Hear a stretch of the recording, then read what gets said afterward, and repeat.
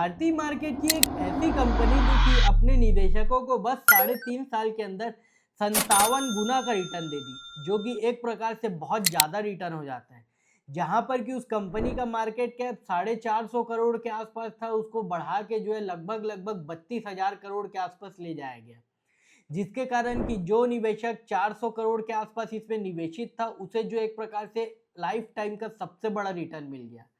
तो चलिए जानने की कोशिश करते हैं इस कंपनी का नाम, इस कंपनी ने ऐसा कैसे कर पाया और जिससे कि इनके प्रमोटरों को बहुत बड़ा फायदा हुआ। चलिए आज हम इस वीडियो में इस चीज़ों को थोड़ा बारीकी से समझने का काम करेंगे, जिससे कि आपको एज ए निवेशक इंसाइट्स मिल पाएगा और आप भी कभी इस कंपनी के हिस्टोरिकल डाटा को देख के, इस वीडियो को देख के जो है अगली कंपनी को जज कर पाएंगे। तो आपको भी ये अपॉर्चुनिटी अगर आगे चल के मिलती है, क्योंकि हिस्ट्री रिपीट करता है, उस तरीके से आप भी एक प्रकार से बेटर निवेशक बन पाएंगे और अपने बिजनेस में भी जो है एक बेटर प्रोडक्ट पोर्टफोलियो बना के अपने बिजनेस को भी एक्सपेंड कर पाएंगे। यहाँ पर हम बात करने वाले इस कंपनी का नाम क्यूपिड है, जिससे कि ज़्यादातर लोग जानते हैं। जहाँ पर 3.5 साल पहले यानी कि 2023 के अंदर इसका शेयर प्राइस लगभग लगभग 2 से 3 रुपए का हुआ करता था और आज की बात कर ले तो ये जो है इसका शेयर प्राइस 250 रुपए के आसपास हो चुका है। तो चलिए यहाँ पर जानने की कोशिश करते हैं कि ये कैसे कैसे हुआ। तो इस कंपनी को जो है ओम प्रकाश गर्ग जी चला रहे थे, जो कि एक प्रकार से बिजनेस टू बिजनेस कैटेगरी में काम करती थी, जहाँ पर कि वर्ल्ड हेल्थ ऑर्गेनाइजेशन और कई देशों की जो हेल्थ मिनिस्ट्री, वहाँ पर ये जो है कॉन्डम सप्लाई करते थे मेल फीमेल।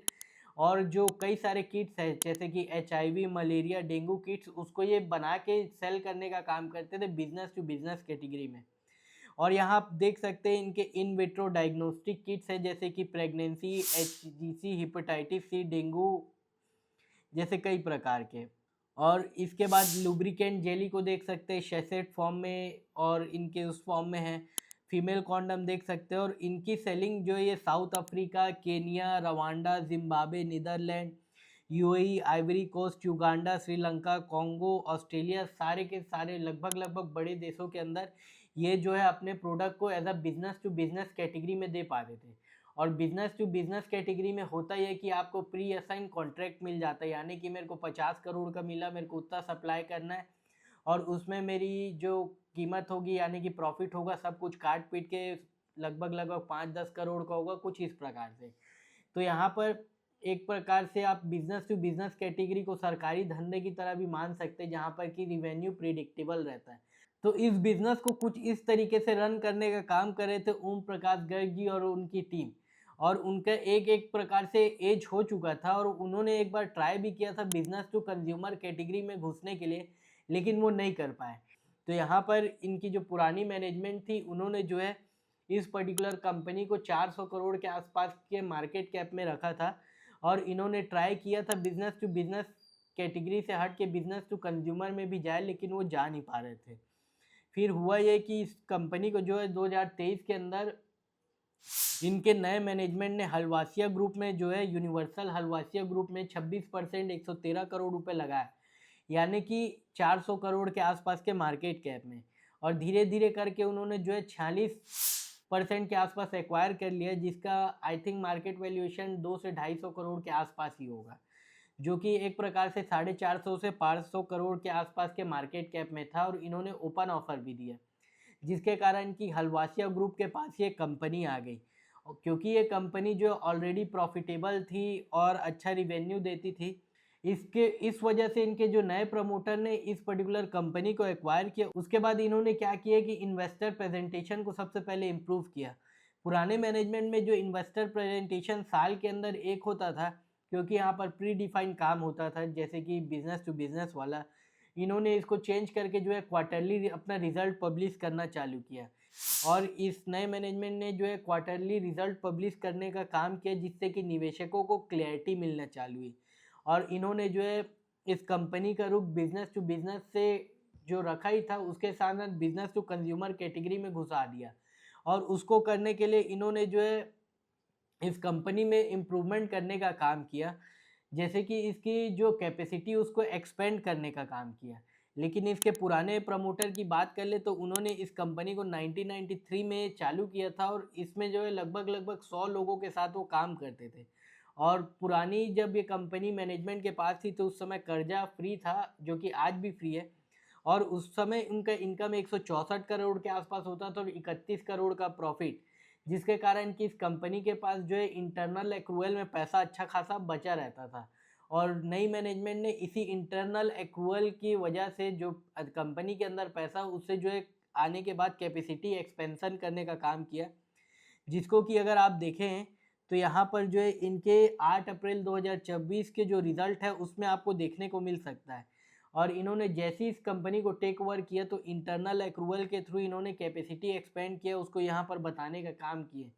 और इसमें इस पर्टिकुलर कैपेसिटी को एक्सपेंड करते हैं जब तो फैक्ट्री नहीं लगाते, एरिया नया लेते हैं तो लैंड एक्विजिशन में टाइम लगता है, उसके बाद फिर प्रोडक्शन के लिए मशीन लानी पड़ती है, तो इस वजह से कई सारे समय लग जाते हैं। तो इसके लिए इन्होंने जो है 16 से 20 मंथ का पीरियड लिया था, जिसको कि यहाँ पर ये क्लियर कट करके बता रहे थे, क्योंकि ये बिजनेस टू कंज्यूमर में ले जा रहे थे। और बिजनेस टू कंज्यूमर में जब आपका वॉल्यूम बढ़ेगा तो उसके लिए सप्लाई आपको लाना पड़ेगा, तो इसके लिए इस कंपनी की मैनेजमेंट ने जो है यहाँ पर इनका एक्सपेंशन चालू किया।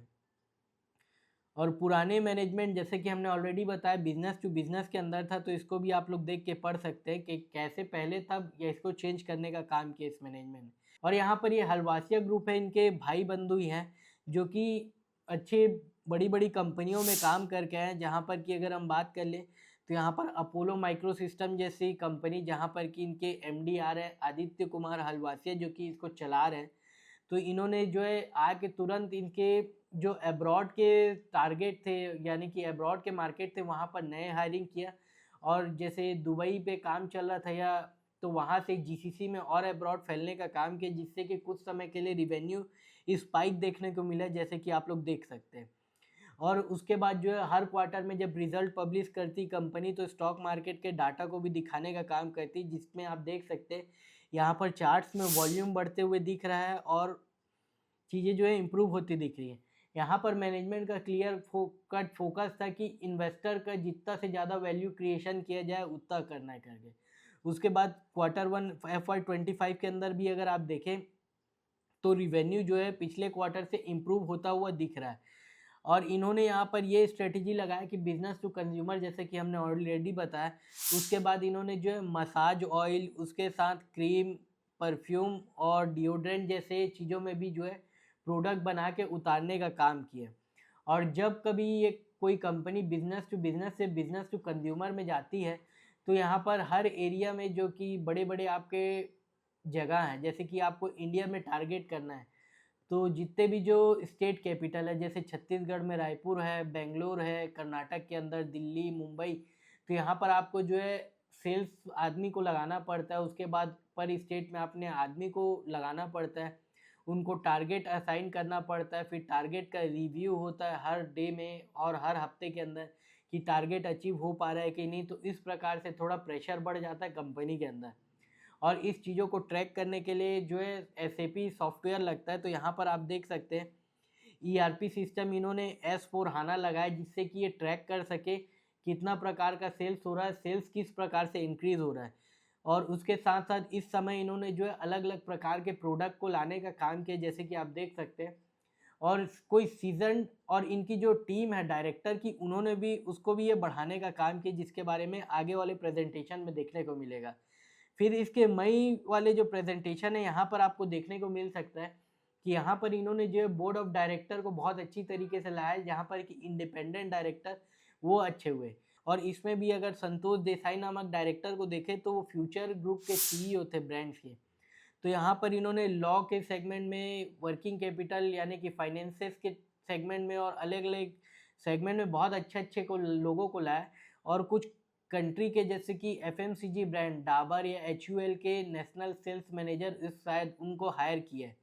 जिसके कारण कि जो व्यक्ति ऑलरेडी जो बहुत बड़े सेल्स को लीड कर रहा है उसको सेल्स ग्रो करने का जिम्मेदारी मिला, तो धीरे धीरे करके जो है सेल्स बढ़ना चालू हुआ।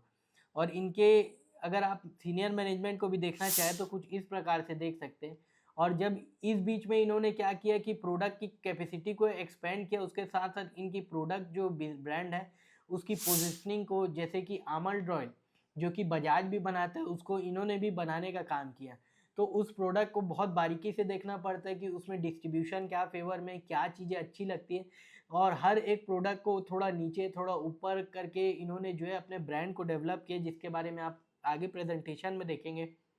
तो उस प्रकार से इन्होंने अपने ब्रांड को थोड़ा मजबूत किया धीरे धीरे करके।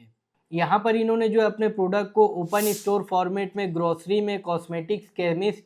हर जगह जहाँ पर देखने को चाहे वहाँ पर इन्होंने जो है डिस्ट्रीब्यूशन चैनल का उपयोग किया और अपने सारे प्रोडक्ट को इन डिस्ट्रीब्यूशन चैनल में लगा के जो है सेल्स को बढ़ाने का काम किया, जिसके कारण इस पर्टिकुलर कंपनी के रिवेन्यू को अगर बारीकी से देखें स्क्रीनर के अंदर तो धीरे धीरे करके वो भी बढ़ना चालू हुआ। और इनकी कैपेसिटी ऑलरेडी इन्होंने कैपेसिटी ऐड कर दिया था, तो यहाँ पर उनकी जितनी डिमांड आ रही थी उसके हिसाब से प्रोडक्ट आना चालू हुए, तो इस कंपनी का रिवेन्यू बढ़ना चालू हुआ। कुछ समय पहले ये कंपनी पुराने मैनेजमेंट के आसपास ये 160 करोड़ के आसपास काम करती थी, वो आज के समय बढ़ के 300 करोड़ के आसपास हो गई। और इसके प्रॉफिट की बात कर ले तो वो 100 करोड़ के आसपास हो गए, यानी कि रिवेन्यू में अच्छा खासा ग्रोथ देखने को मिल रहा है क्वार्टर ऑन क्वार्टर बेसिस पे। कई जगह जो है 100% कभी रिटर्न आते हुए दिख रहा है स्पीड से, जब ये चीज़ें जो है पूरे नेशनल फॉर्मेट में घुसती जा रही है और इनके ब्रांडिंग और सेल्स अच्छे होते जा रहे हैं उसके कारण। तो यहाँ पर इसके रिवेन्यू के बढ़ने के कारण इनके बॉटम लाइन बढ़ती जा रही, प्लस जैसे कि हमने ऑलरेडी बताया यहाँ पर निवेशकों का कॉन्फिडेंस बढ़ रहा है, क्योंकि क्वार्टरली प्रेजेंटेशन दिया जा रहा है, नए नए डायरेक्टर लाए जा रहे हैं, इंडिपेंडेंट डायरेक्टर, फीमेल डायरेक्टर का पार्टिसिपेशन, प्लस इसके साथ फंडामेंटल्स इंप्रूव होते जाना, बिजनेस टू कंज्यूमर कैटेगरी में घुसते जाना। तो इतनी सारी चीज़ें होती जा रही जिसके कारण कि जो कंपनी की बॉटम लाइन है वहाँ पर भी बहुत अच्छा फ़र्क आ रहा है, उसकी रिवेन्यू बढ़ रही है। और इसके साथ ये कंपनी की अगर शुरुआत में बात कर ले तो जब ये 400 करोड़ की कंपनी हुआ करती थी तो ये एक प्रकार से माइक्रो कैप होती थी, और जैसे जैसे यहाँ पर धीरे धीरे करके इम्प्रूवमेंट हुआ तो 400 करोड़ से कंपनी का मार्केट वैल्यूएशन 4000 करोड़ गया, फिर धीरे धीरे करके आज के समय बात कर ले तो 32,000 करोड़ के आसपास गया।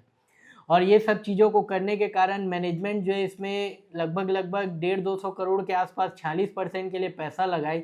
और उनका मार्केट वैल्यूएशन आज के समय अगर हम बात कर ले तो लगभग वो हो चुका है 14,000 करोड़ के आसपास, जो कि एक प्रकार से 3.5 साल के अंदर बहुत ज़्यादा बड़ा फिगर हो जाता है। और ऐसा इसलिए भी हो पाया है क्योंकि जब ये कंपनी माइक्रो कैप थी तो बहुत कम लोगों के हाथों में ये कंपनी हुआ करती थी, जिसके कारण कि लिक्विडिटी कम रहती है, और वहाँ पर अगर आप सस्टेन तरीके से बाइंग करें तो आप जो है प्राइस को उछाल सकते हैं। तो वो चीज़ भी देखा गया, जिसके कारण कि प्राइस उसके साथ अगर फंडामेंटल अलाइन हो जाता है तो बहुत ही स्पीड से बढ़ता जाता है, जिसके कारण कि ये पर्टिकुलर कंपनी का प्राइस जो है बहुत स्पीड से बढ़ा और ये अपने निवेशकों को बहुत ज़्यादा रिवॉर्ड करके दे दिया। और आज के समय अगर हम बात कर ले तो इस कंपनी का वैल्यूएशन इतना ज़्यादा बढ़ गया कि 200-250 के पी पे ये अवेलेबल हो रहा है। बाकी अगर नॉर्मल कंपनियों की बात कर ले, चाहे HUL की या डाबर की, तो वो 32 के आसपास पी इंडस्ट्री में मेंटेन हो रहा है, लेकिन ये कंपनी का पी जो है बहुत ज़्यादा एग्जॉर्बिलेंटली हाई हो चुका है। यहाँ से हो ये सकता है कि इसके जो सेल्स है वो भी लगातार बढ़ते जाए, लेकिन पी जो है रिजनेबल तरीके पे आने का मेंटेन हो, इस वजह से पैसा ना बन पाए। लेकिन अगर ये ग्रोथ फर्दर कंटिन्यू रहता है तो प्राइस यहाँ से भी हो सकता है कि और बढ़ सके। ये देखना हमें इम्पॉर्टेंट हो जाएगा कि आने वाले समय में ये कहाँ जा सकता है। तो यानी कि अगर मोटा मोटा बड़े प्रॉफिट की बात कर ले तो इस पर्टिकुलर कंपनी में ऑलरेडी बन चुका है।